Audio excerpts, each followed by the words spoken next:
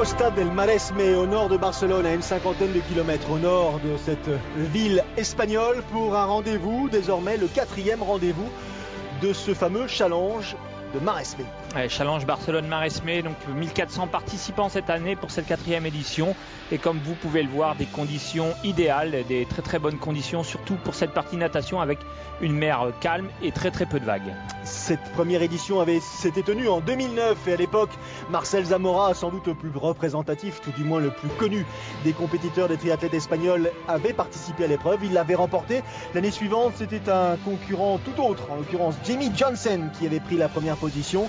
Et c'était Clemente Alonso en 2011 qui s'était imposé. Clemente Alonso qui du coup remportait sa première victoire sur distance dite Ironman, sur full distance. On sera amené à suivre ce compétiteur espagnol comme d'autres, comme lui notamment qu'on a vu à l'instant, le Dossard 19, Mikel Blanchard, évoluer au gré des différentes courses qu'on vous proposera sur Sport Plus. Fin de saison, en l'occurrence, c'était à la fin du mois de septembre, l'occasion pour nous de regarder un petit peu ce qui se passe sur les autres courses en Europe. Ouais, une belle course de fin de saison, ça permet donc à tous ces athlètes professionnels de finir un peu en roue libre pour tous ceux qui ne sont pas qualifiés à Hawaï. Et puis pour ces amateurs de pouvoir aller sur une destination quand même assez intéressante, puisque Barcelone, on peut dire que le soleil est quasiment garanti. Hawaï, en quelques mots, il était prévu que nous diffusions sur Sport Plus le 52 minutes consacré à cette épreuve. Le 52 minutes n'est jamais arrivé. J'espère que nous aurons l'occasion de vous le proposer d'ici quelques semaines, de vous proposer soit ce format, soit un format plus long pour que l'on puisse vivre de manière commune l'épilogue de cette saison consacrée au triathlon longue distance. Allez, il se prépare. Cyril le disait, 1400 compétiteurs inscrits cette année pour cette 4e édition. Les fameuses plages de sable doré qui ici sont la première attraction de cette cité balnéaire de Calella. Température 12, départ à 8h30 du matin, une eau à 24 degrés.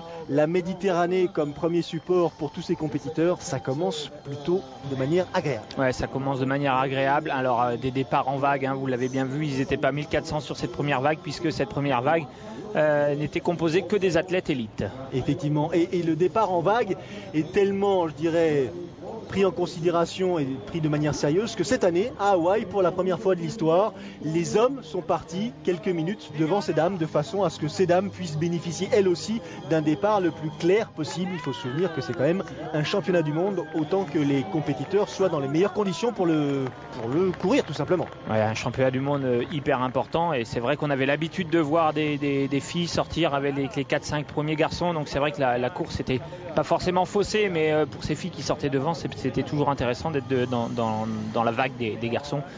Cette année, c'était autrement. Autre particularité de cette épreuve du challenge Maresme, elle est suffisamment maintenant peu fréquente pour être soulignée. 3 km 8 de natation, mais en une seule boucle. Une seule. Ouais, une seule boucle, ça devient assez rare maintenant sur les distances full distance, distance Ironman. En général, il y a une petite sortie à l'australienne qui permet donc aux spectateurs de voir les athlètes, et aux athlètes de, pourquoi pas, repositionner leur bonnet, leurs lunettes, et puis de voir où ils en sont dans leur course. Sera suivi donc de ces 3 km 8 de natation, 180 km de vélo, avec un parcours pas très on va dire boring, le long d'une voie ferrée au bord de mer, et puis un marathon pour terminer cette journée sportive. Exactement, marathon le long de la mer, lui aussi. On aura le temps de revoir tout ça en détail. Quelques précisions concernant les concurrents présents ici, chez ces messieurs, chez ces dames. Alors bien sûr, on a parlé des Espagnols, on a parlé de Mikel Blanchard, mais il y aura aussi Raúl Amatrian, José Luis Cano. Il y a Stéphane Bellis, le Britannique, qui court, qui essaye de retrouver un tout petit peu la confiance, celle qui lui a permis de s'imposer lors du Challenge Vichy, qui s'était transformé en Half Challenge cette année. Il y a aussi surtout Stanislav Krylov, le Russe que l'on suit de plus en plus là sur les parcours longue distance en France notamment, et qui s'impose de manière régulière.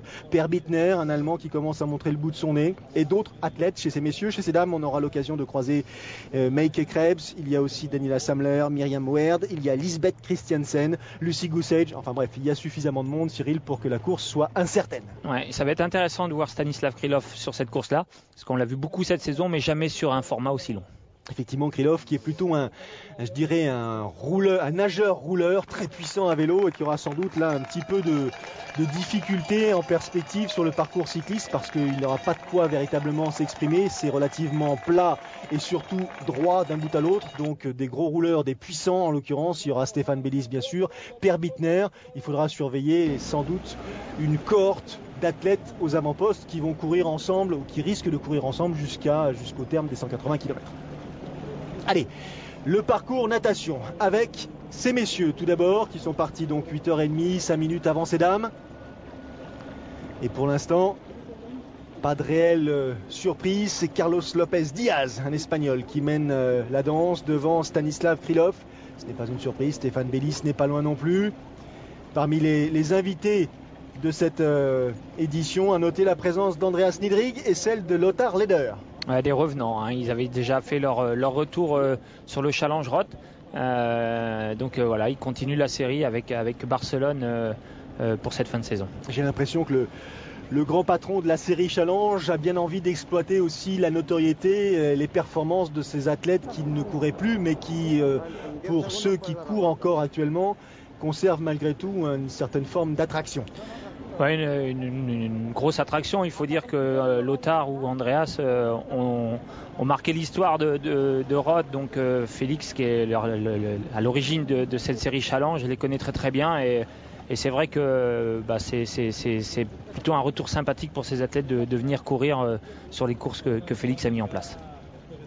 Conditions de course, encore une fois, agréables. Regardez la température à l'extérieur. Tout le monde attend avec, je dirais, une attitude touristique que la course progresse tranquillement. On assiste sur les dames pour l'instant avec la Serbe Svetlana Blažević qui mène la danse devant Meike Krebs, devant Daniela Samler, Myriam Werd, des athlètes qu'on a l'habitude de croiser régulièrement sur les épreuves organisées en Allemagne, et tout ça est bien logique. Sortie de l'eau pour l'instant. Le premier à sortir de l'eau, Carlos Lopez Diaz, avec Stanislav Krylov. Dans sa foulée, Stéphane Bellis. Le temps réalisé par ses athlètes, 47,50. 47,54 pour Krylov, 48 minutes pour Stéphane Bellis. Ouais, un bon temps de natation, on l'a dit, des très bonnes conditions. On a vu que c'était parti assez vite, que le rythme était assez élevé. Et puis une fois que les groupes se sont constitués, chacun est rentré un peu dans son rythme de nage. Quatrième position, un Hollandais, Bas Diederen, champion de Hollande version longue distance. Les voici, on va avoir le temps de détailler tout ça parce que les dames vont arriver un tout petit peu plus tard. Donc les temps confirmés, 47,50 pour Lopez. Niedrig, il est à 19 secondes du premier, pas mal Andreas? Ouais, c'est pas mal, il a gardé des bons restes de... Ouais, ils sont pas si vieux que ça malgré tout. Non, ils ont arrêté il y a 4-5 ans et ils ont dû continuer à s'entraîner sans véritablement faire de course, et puis l'envie est revenue. Dossard 60, c'est lui, avec le bonnet rouge sur la tête. On aura l'occasion de le suivre un peu plus tard. Andreas Niedrig qui vient de passer à l'instant. Allez, on va donner son âge, 45 ans. Derrière, Mickaël Blanchard, un tout petit peu plus loin. Per Bittner, sous vos yeux. Déjà une 40 de retard sur le premier sorti de l'eau, Carlos Lopez Diaz.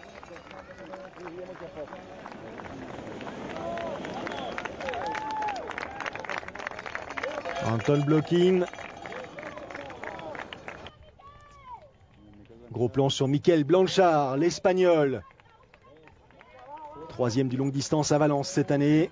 Quatrième un peu plus tôt cette saison, c'était au mois de mai du Half Challenge du même Barcelone. Champion d'Europe longue distance 2011. Per Bittner dans sa foulée. Per Bittner, on a appris à le découvrir aussi sur ses courses. 27 ans. Jeune athlète allemand, vainqueur du Half Challenge de Barcelone cette année. Il avait pris la deuxième place ici même sur ce challenge full distance l'an passé.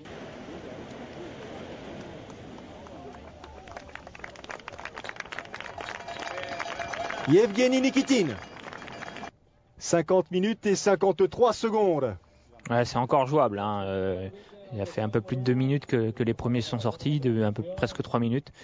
C'est pas très très inquiétant si derrière il est capable de faire un gros vélo pour revenir sur la tête de course. Quelques noms qui ne vous disent pas grand chose ou peu à vrai dire, parce que ce sont des athlètes qui en général évoluent sur des épreuves de moindre notoriété, mais qui profitent justement de ces opportunités lorsque les plus connus d'entre eux sont accaparés par soit les grosses épreuves européennes, soit par là Hawaï, parce que c'était quelques semaines avant les championnats du monde, pour justement tenter de tirer leur épingle du jeu sur ces épreuves-là. Ouais, puis ça permet à des athlètes qui ont l'habitude de faire soit du court, soit du moyenne distance, de s'essayer sur la distance supérieure, et pourquoi pas l'année prochaine ou dans 2 ans de faire des courses de notoriété un peu plus élevées où il y a un peu plus de concurrence. C'est vrai que la course est vraiment bien placée dans le calendrier, mais pour les athlètes de élite qui sont engagés sur Hawaï, la course est trop près d'Hawaï, et il y a très peu d'athlètes qui s'engagent sur Hawaï, vont faire une full distance comme ça à quelques semaines. Mais ce qui est intéressant, c'est justement de mémoriser un petit peu ces performances, ces noms, parce que à l'image d'un Jimmy Johnson, d'un Clemente Alonso, d'un Per Bittner en l'occurrence, ce sont des athlètes qui tout doucement, au contact des meilleurs, à l'occasion des successions en l'occurrence d'épreuves, commencent à véritablement prendre leur marque et à devenir de réels challengers. Ouais, de réels challengers. Et puis il ne faut pas oublier que c'est quand même une épreuve du circuit challenge, et le circuit challenge est maintenant mondialement reconnu, donc si on peut accrocher un titre sur cette série-là, c'est toujours bon à prendre, et puis c'est toujours intéressant parce que forcément challenge, c'est une succession de courses, donc une victoire sur une de ces courses-là permet d'être invité sur une autre. Gros paquet de coureurs là, plus de 54 minutes qui sortent de l'eau à leur tour. Première partie, 3,8 km de natation effectuée. La première de ces dames ne devrait pas tarder à montrer le bout de son bonnet en l'occurrence. Passage sous la tente, on récupère les petites affaires, tapis rouge pour tout le monde. Ça, c'est plutôt la mise en scène de bonne qualité, de bonne facture. Ouais, c'est une belle mise en scène, c'est bien organisé, on le voit, c'est propre. Donc là, les athlètes à la sortie de l'eau vont sous cette toile de tente récupérer leurs affaires de vélo, ils se changent, et puis après, direction le vélo. Donc logiquement, sur le vélo, il ne doit rien avoir, si ce n'est le casque, s'ils ne l'ont pas mis dans le sac, mais autour du vélo, il ne doit rien avoir. 55 minutes que les premiers messieurs sont sortis de l'eau. Les dames sont parties quelques 5 minutes derrière les concurrents. 1400 compétiteurs encore une fois. Alors comme il y a plusieurs vagues de départ, forcément on a l'impression qu'ils sont pas très nombreux, puisque la natation déjà en général permet de faire de gros écarts, mais comme là ils partent par vague. Par contre après sur le vélo, comme c'est un aller-retour, on va vite s'apercevoir que ça fait beaucoup de monde, 1400 athlètes. Port de la cagoule là, pour l'athlète qui vient de passer à l'instant, il a dû avoir un tout petit peu chaud parce que les conditions de natation sont quand même assez confortables. Rien à voir avec certaines températures, si vous voyez ce que je veux dire. Plus de montagne. C'est sûr que le port de la combi devait être limite. Hein. Donc je pense que les organisateurs étaient contents que la combi soit autorisée, hein, parce qu'en général, au-delà de 23 degrés, 24 degrés, la combinaison est interdite. Svetlana Blažević, la Serbe, 55 minutes et 11 secondes, le temps réalisé par la première des compétitrices. Deuxième position à une petite quarantaine de secondes avec une sortie plutôt efficace. Elle a bien pris la vague. Maike Krebs, qui était sans doute surfeuse dans une autre vie. 55-55, c'est son temps à la sortie de l'eau. Daniela Samler, elle sort dans la foulée de Maike Krebs. Et puis ensuite Myriam Werb au bout de 56 minutes de compétition. Donc chez ces dames aussi, sortie de l'eau assez dense avec des temps très proches. Regardez les écarts, hein. Rien de définitif, sachant qu'il y a quand même 180 km à vélo derrière, donc la journée est loin d'être terminée. Maike Krebs, Daniel Samler, Myriam Werb, Lisbeth Christensen présente aussi. Grosse expérience pour la Danoise, grosse expérience aussi pour Stéphane Bellis, le premier des compétiteurs, Cyril, à s'extraire de l'ère de transition. Ouais, Stéphane Bellis, hein, qui a déjà beaucoup couru cette saison, vainqueur à Vichy, donc on va voir si il est capable de rééditer l'exploit de Vichy et d'enchaîner 2 challenges en quelques semaines d'intervalle. Allez, Stanislav Krylov en deuxième position, c'est lui, le dossard numéro 60, Andreas Niedrig. Per Bittner avec le dossard numéro 1 sur le casque profilé. Là on peut s'équiper avec des vélos dits de contre-la-montre parce qu'on va avoir besoin de rester bien allongé en position de recherche de vitesse. Voilà, on peut s'équiper en vélo de contre-la-montre, en effet, un roue lenticulaire. Vous allez voir que les premiers ont quasiment la roue lenticulaire, le casque profilé, le guidon bien sûr de triathlète avec tout ce qu'il faut pour essayer d'aller vite. Il va falloir envoyer du braquet, et puis surtout qu'on est tôt dans la matinée, donc forcément le vent sera pas très très fort. Ce sera peut-être pas le cas pour les amateurs qui mettront un peu plus de temps en natation et en vélo. Lothar Leder, à son tour, sort de l'aire de transition. Lothar Leder, qu'est-ce qu'il a réalisé comme temps sur la natation? Dès que je l'aurai trouvé, je vous le donnerai. Un peu plus de 55 minutes pour Lothar Leder. Donc ça reste encore des temps relativement... 54,01. Ouais. Des temps relativement performants.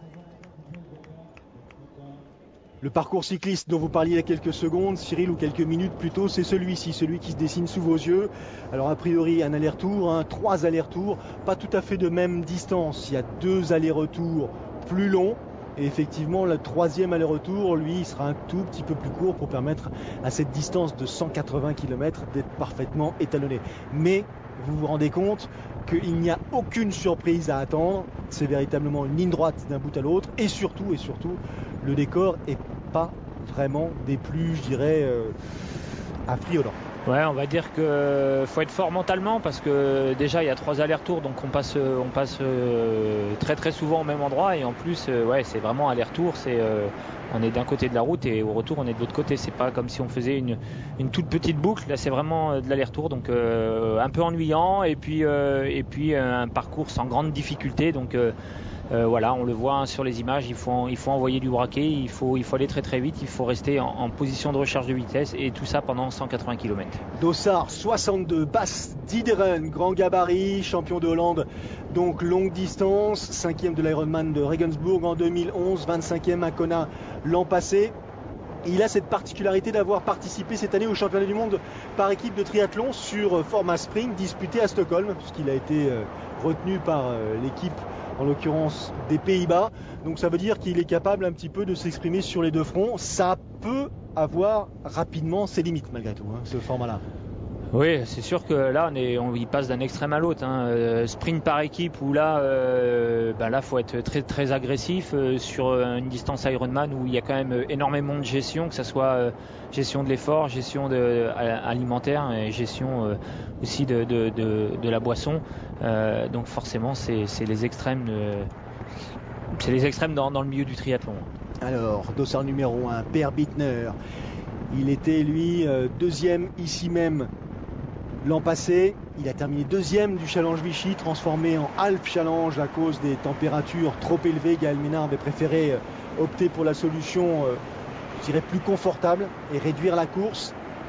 Il a remporté l'Ironman de Cologne. Per Bittner, grand gabarit, jeune athlète à suivre. Il devrait vraiment pouvoir se faire plaisir sur ce genre de parcours. C'est quelqu'un qui est très très puissant en vélo, on l'a vu, qui a une très belle position, très bonne position, donc il devrait pouvoir se faire plaisir et pourquoi pas essayer de marquer énormément de points et aller chercher enfin une victoire. Alors là, l'avantage, c'est qu'on ne peut pas se perdre, parce qu'il suffit de longer le train.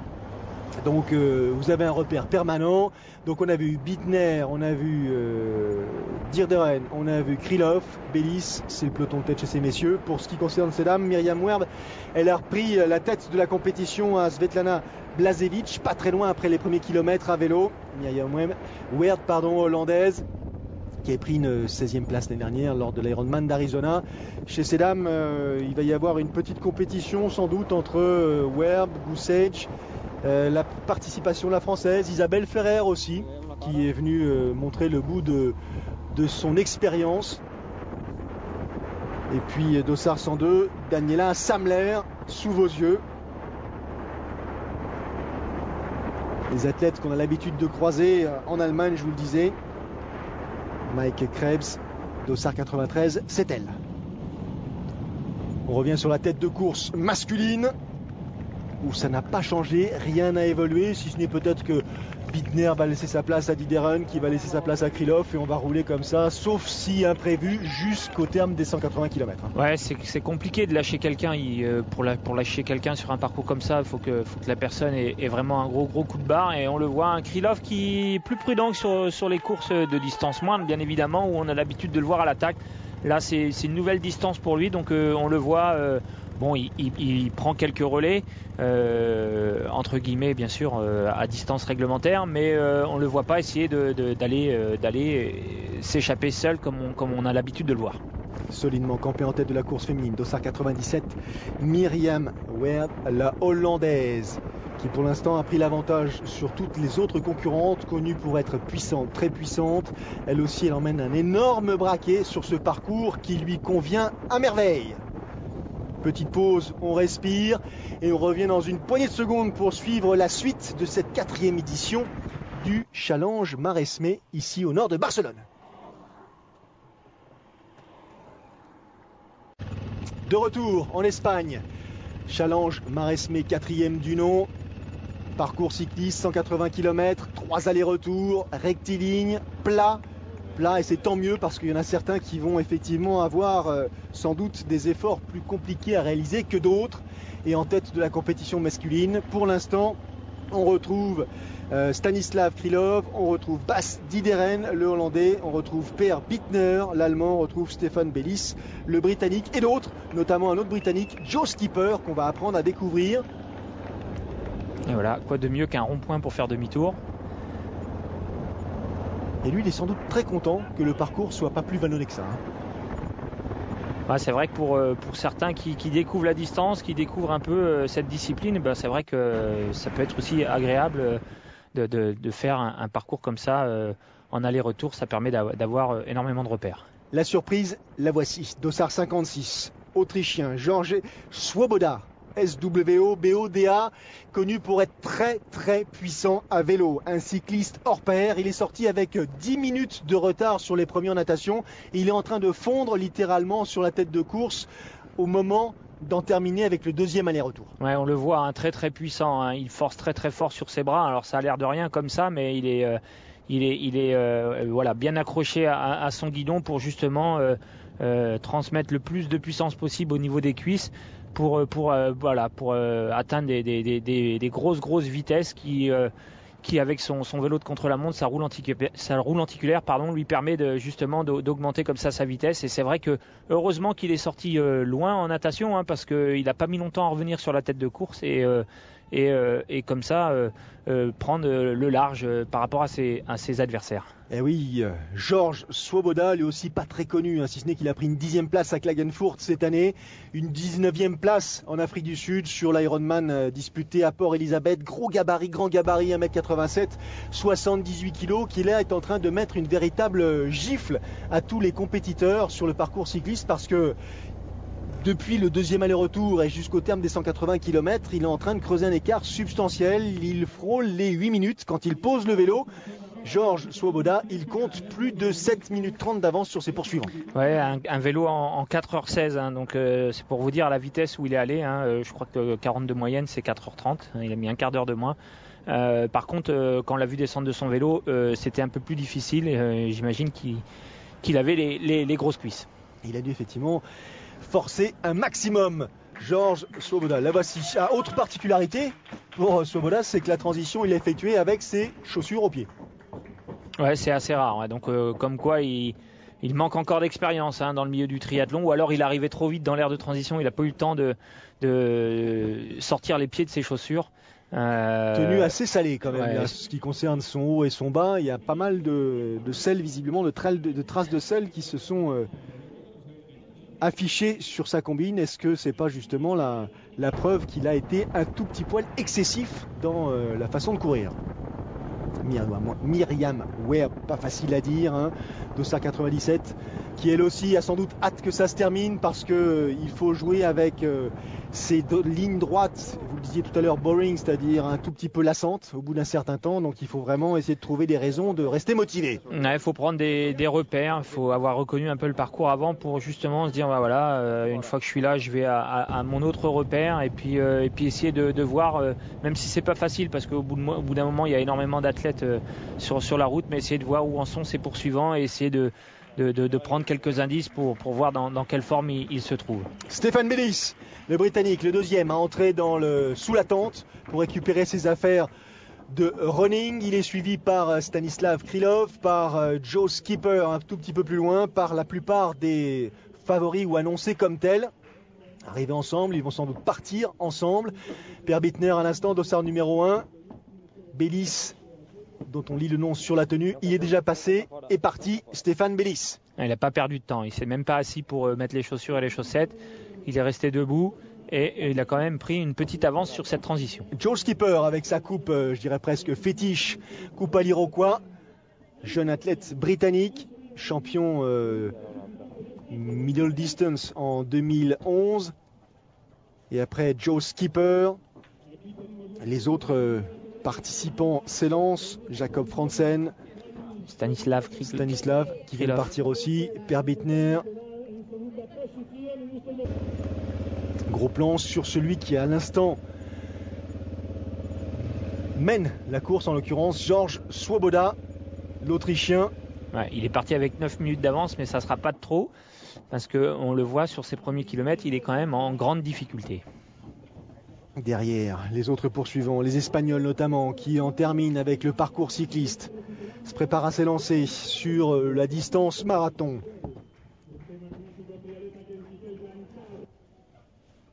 Michael Blanchard. Il a fait quel temps, Michael Blanchard, sur le parcours cycliste? 4h33, pardon. 4h33. On a vu un tout petit peu avant lui Carlos Lopez Diaz avec dossard numéro 11. Il avait 13 minutes de retard sur les premiers. Ouais, c'est un bon temps, hein. 4h30, 4h33, c'est quand même des grosses moyennes. Bon, c'est un parcours qui est fait pour faire des grosses moyennes. Seulement, il y a un athlète, un Autrichien devant, qui a mis 4h15, 4h16. Donc forcément, à la transition, quand on apprend qu'on a 9, 10, voire 12 minutes de retard, ça fait un peu peur. Fin du parcours cycliste pour la première de ces dames. La Hollandaise, Myriam Werb.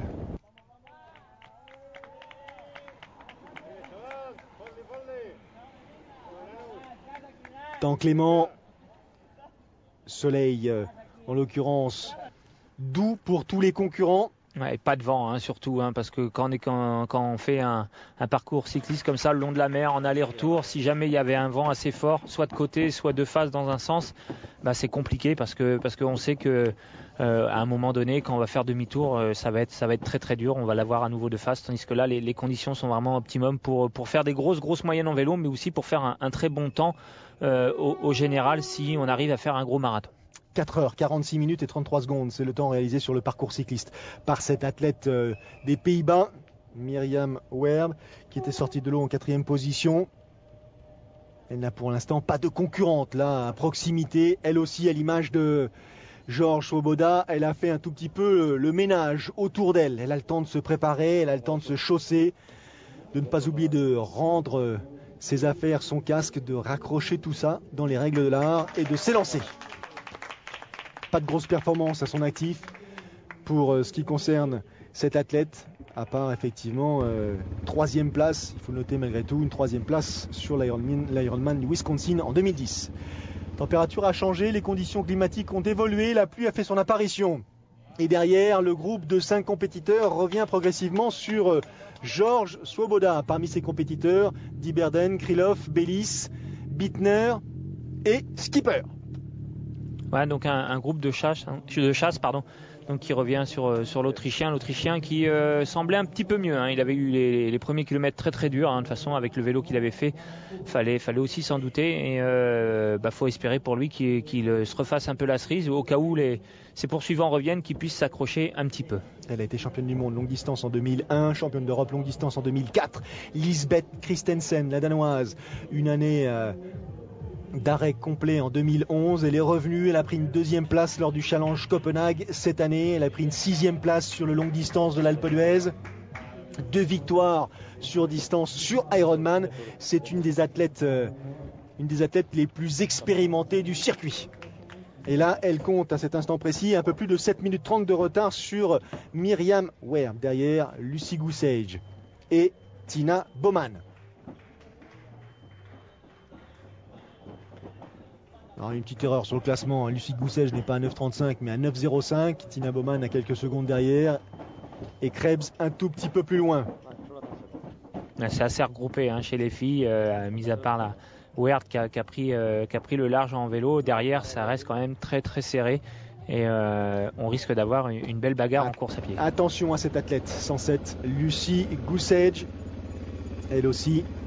Joe Skipper, c'est lui, avec sa coupe à l'Iroquois. 5e du Half Ironman de Grande-Bretagne cette année. 6e du triathlon disputé à Cannes cette année aussi. Pas de grosse perf. Il a été pendant un temps, entre 2007 et 2010, membre de l'équipe cycliste professionnelle BMC sur son île, en Grande-Bretagne en l'occurrence. Et puis ensuite, il est revenu au triathlon parce qu'il avait commencé par le triathlon. Bas Dideren, dossard numéro 62, le champion de Hollande. En 2e position, qui essaye de revenir, qui fait le nécessaire pour combler cet écart qui le séparait au moment de prendre le départ de la course à pied. Il avait un temps Dideren de l'ordre de 8 minutes et un tout petit peu plus sur Georges Swoboda. Là aussi, parcours en aller-retour le long de la mer. Ouais, on a changé de côté. Là où se faisait le vélo, on n'a pas envoyé les coureurs à pied, on les a envoyés de l'autre côté du parc à vélo. Donc un parcours sans grande difficulté à nouveau en aller-retour. Et ce qui permet donc de se croiser et de voir énormément d'athlètes sur ce parcours. Lucy Goosage, dossard numéro 107, elle règle le sort en l'occurrence de Myriam Ware. La Britannique prend le pouvoir, elle qui a davantage sans doute l'habitude de s'afficher au plus haut niveau, pro seulement depuis 2011, 2e du Challenge Fuerteventura, 2e du Half Challenge de Barcelone cette année, 5e des championnats d'Europe 70.3. Elle a été championne d'Europe de duathlon en 2011 et vice-championne du monde de duathlon la même année. Lucy Goosage, c'est pour vous dire à quel point le vélo et la course à pied, elle maîtrise. Ouais, elle maîtrise, surtout la course à pied. Elle a fait déjà un très très beau vélo, mais elle avait quand même 9 minutes de retard à la fin du vélo et elle n'a pas mis très très longtemps pour revenir sur elle la a tête mis de un course. peu plus de 2 tours, effectivement. Là, on est dans la dernière, en l'occurrence, dernier aller-retour qui nous amène tranquillement sur la ligne d'arrivée. Et Bas Dideren, dossard 62, revient au contact de Georges Swoboda, l'Autrichien de gabarit assez imposant là, Cyril, qui ont mené la course. Ah mais il s'est bien accroché l'Autrichien parce qu'il a fallu quand même il avait quand même une avance assez importante, mais il lui a fallu beaucoup de temps pour ses adversaires à revenir justement sur cet Autrichien qui au début de la course à pied était en grande difficulté. Il a eu un petit moment où il s'est revenu, puis sur la fin de parcours c'était vraiment très très dur. Regardez, je ne vous mens pas concernant le gabarit de Bas Dideren, triathlète hollandais, donc encore une fois sans doute que l'on sera amené à le croiser sur des épreuves. Alors j'imagine que ces gaillards-là ne vont pas aller se frotter à ceux qui montent tout en haut des sommets et qu'ils sont mieux au niveau de la mer, mais il n'empêche qu'ils peuvent nous offrir des belles bagarres sur les parcours cyclistes qui réclament justement beaucoup de puissance. Très facile, Lucy Goosage sur ce parcours pédestre. Ouais, on la sent très très à l'aise en course à pied. Elle est concentrée à chaque passage de ravitaillement. Elle n'a pas changé de rythme. En plus, elle a pris la tête de course, donc j'imagine que mentalement, ça lui a fait énormément de bien. Très concentrée, un petit peu à l'image de Bella Bellis qui courait elle aussi cette compétition et qui a abandonné. Elle court avec effectivement des ravitaillements dans la main ou peut-être quelque chose qui lui permet de temps en temps s'accrocher psychologiquement à autre chose qu'à ces teintes grises de l'asphalte. Alors il est temps que ça se termine là. Bas Dideren, il commence à grimacer sérieusement. On sent que le parcours est en train de lui faire mal à hauteur des jointures. Il y en a un qui a disparu de la compétition, qui s'est laissé complètement, je dirais, dévoré par tous les amateurs derrière. C'est Stéphane Bellis. Il est parti de manière assez convaincante. Il a fini sa course à pied dans d'autres conditions. Oui, il m'avait fait bonne impression au départ du marathon, avec une transition très très rapide, on l'avait vu.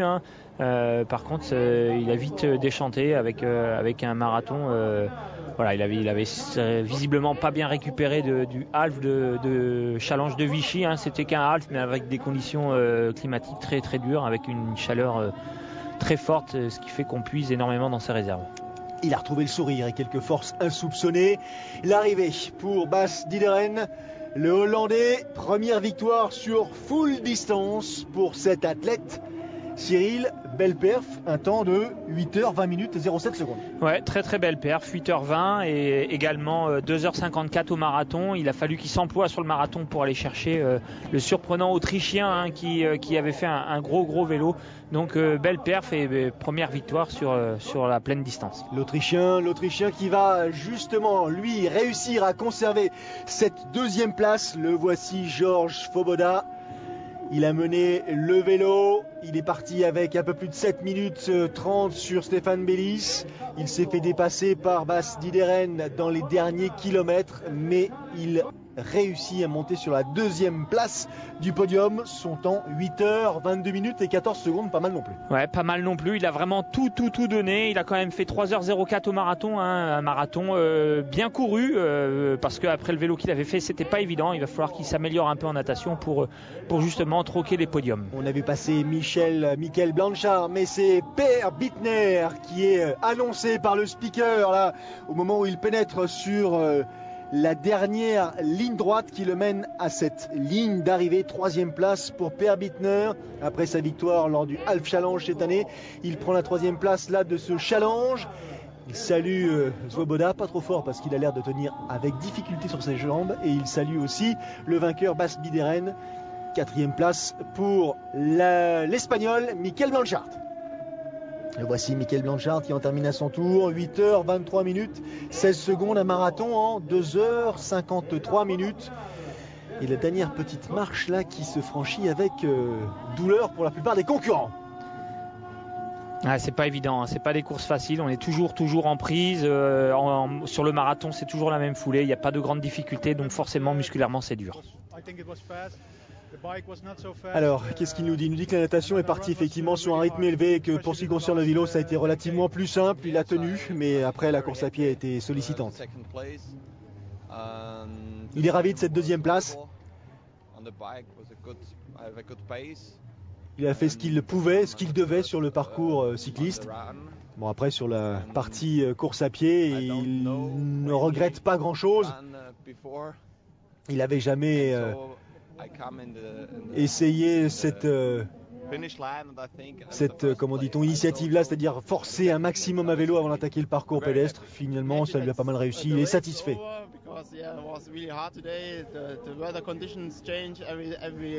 Bittner qui insiste sur les conditions climatiques, même si ça n'a pas été très difficile ou trop difficile.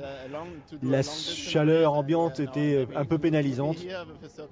Mais bon, troisième place qui le satisfait aussi. Alors, on va attendre maintenant, et voici le classement général. Skjo Skipper, le Britannique, 5e position. Le Anton Blokhin, l'Ukrainien. Et le Croate Vistika, Stanislas Krylov, avec les couleurs françaises. Stanislas Krylov, il a terminé en 2, 4, 6, 8, 9e position. Saison assez chargée pour Stanislas Krylov. Ouais, c'était sa première expérience sur cette distance-là, donc c'est plutôt intéressant. On l'a vu jusqu'à la fin du vélo, il a fait une course prudente, on va dire. Elle arrive avec ce sourire tellement évocateur. Lucy Goosage, la Britannique, seulement professionnelle depuis 2 saisons, va remporter donc cette première victoire sur full distance, sur distance dite Ironman. Lucy Goosage, dont le temps est de 8h58 et 43 secondes. En larmes.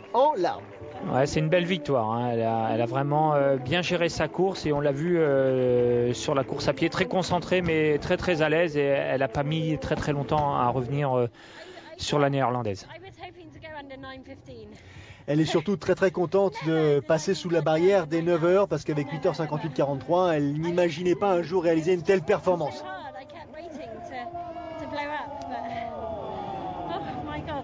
Mon Dieu, elle s'en souviendra de cette performance, de cette grosse victoire ici lors de cette 4e édition du Challenge Barcelone. Elle n'a pas envie de quitter la ligne d'arrivée. Lucy Goosage, 2e position pour la néerlandaise Myriam Weerd, qui très longtemps a mené la compétition à vélo, puis en course à pied avant de se faire dépasser par la Britannique dans les derniers, j'exagère, après le semi-marathon. Elle en termine à son tour 9h 7 minutes et 25 secondes. Un marathon couru en 3h 22 minutes.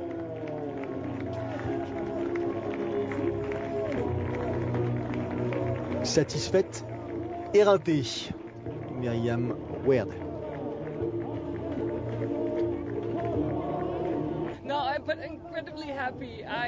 Je suis vraiment très heureuse. Bien sûr j'ai dû effectivement m'employer, j'ai dû forcer un petit peu pour essayer de conserver cette place devant, mais je garde un très bon souvenir de cette épreuve, et d'autant plus que ce parcours-là tracé le long de la mer est absolument magnifique. Et ben voilà, une athlète contente de ce tracé. 3e position pour Daniela Samler, l'Allemande, qui franchit la ligne d'arrivée à son tour. 9h 11 minutes et 55 secondes pour la tête allemande.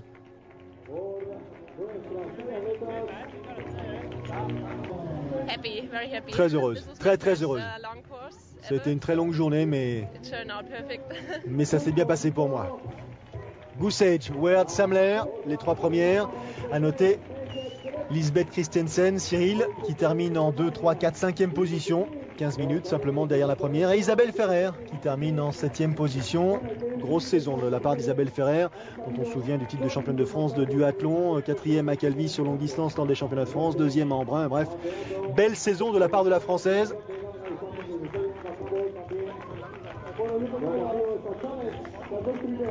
Une saison qui va tout doucement se terminer. Pour ce qui nous concerne, on vous donne rendez-vous bien sûr la semaine prochaine avec l'Elbaman, disputé en Italie sur l'île d'Elbe. Très belle course aussi, avec 2 formats, un full distance et un half Ironman. L'Elbaman la semaine prochaine sur Sport Plus.